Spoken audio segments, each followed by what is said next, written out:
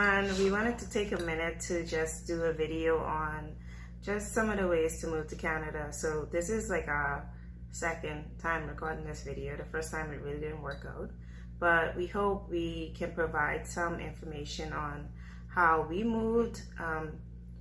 This first video will kind of focus on our process, and then the next video would kind of focus on the student process.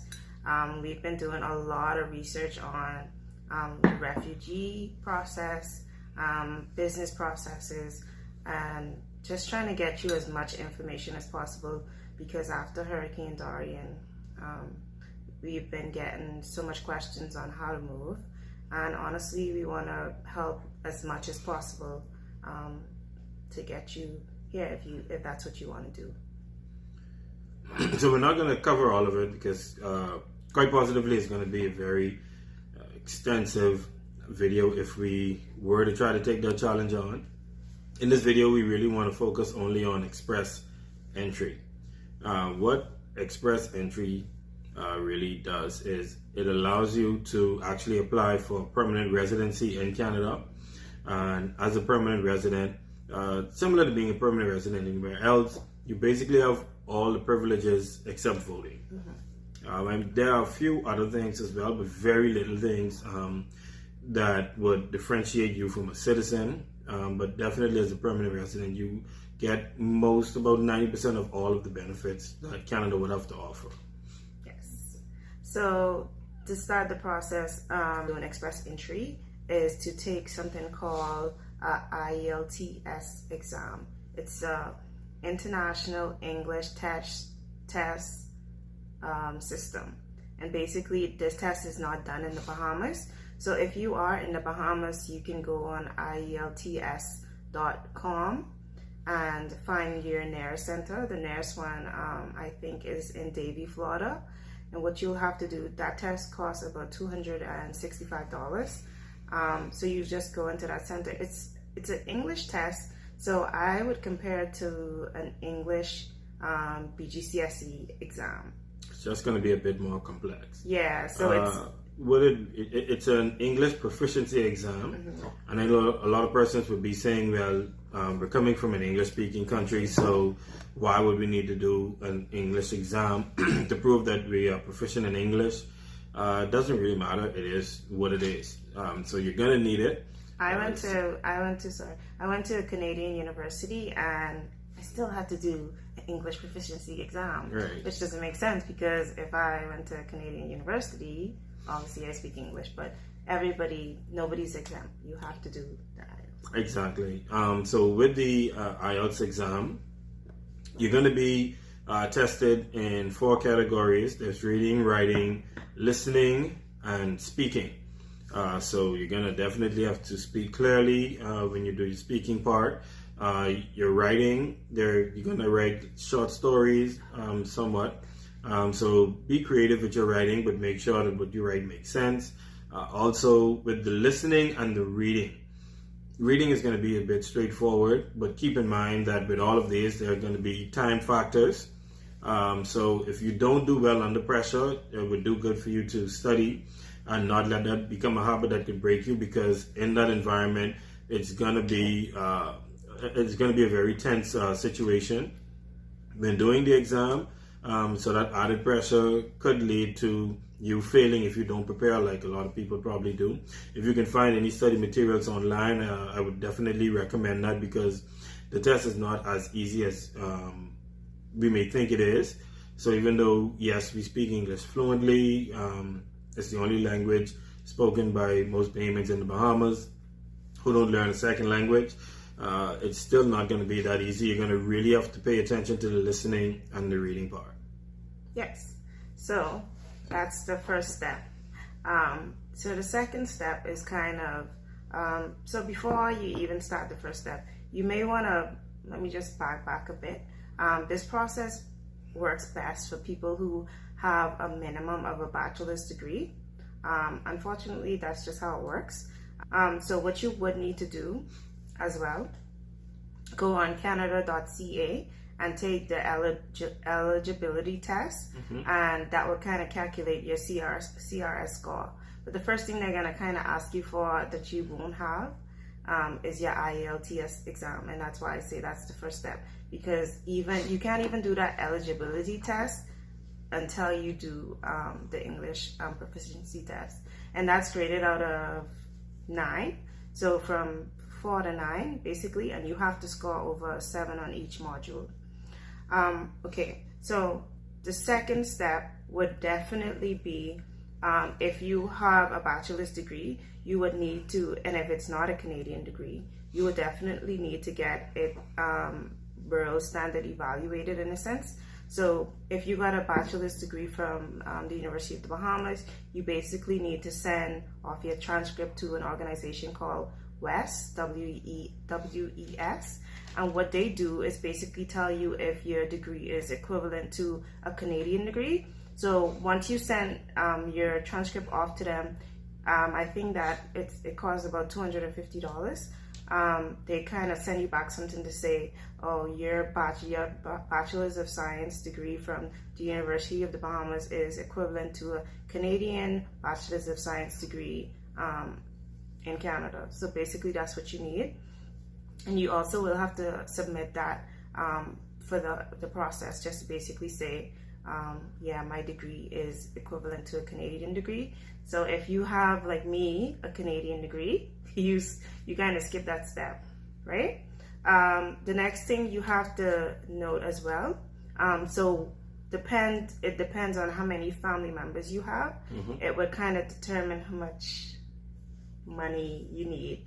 Not money necessarily to pay, you're not giving them the money, but you have to show that you have enough money to support your family. Or at least you have some support system, some type of income that will show that you would be supported when you move to Canada. Because, I mean, quite frankly, you know, you're not wanting to come to be a strain on the system here, and they're not going to allow it. So for us, it was 3 of us, so we had to show that we had about 19,000 Canadian dollars available. Yep. So and as you add a family member, it goes up. So right. If it was 2, it would be like 16 or 15, right. And if it's 3, then it's 19, and I think if it's 4, it's like 20 something.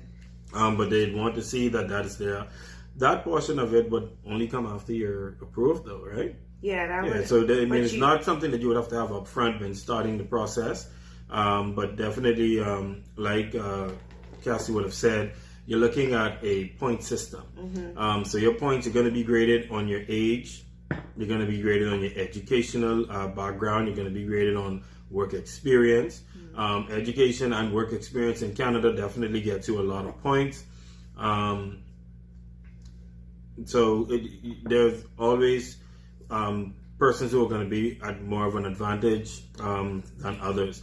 I contributed somewhat to the scoring, but everything was really done based on Cassandra's overall profile. So keep in mind that you're going to have to want to look at the strongest person in the family and use that person as an applicant. Also keep in mind that everyone who's going to be moving with you, you would have to include them in the application. Yeah.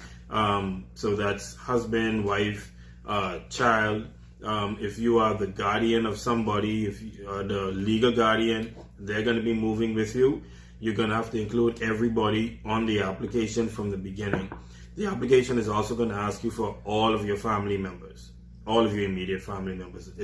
So even though they're not going to be coming with you, they're going to want to know parents' names, children's names, siblings, and siblings' children as well, or at least the number of children they may have.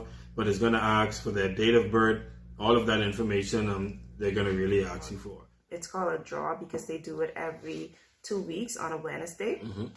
They pick like this number. So for the past couple of months, it's been 4 in the 450s.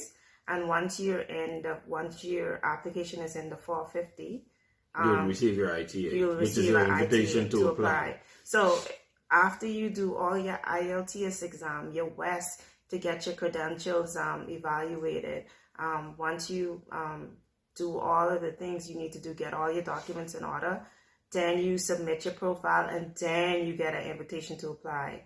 And that's where the process becomes even more tedious. So you have to go in and you have to put in every single travel you did in the last 10 years. Yeah. Everywhere you live. Everywhere you lived.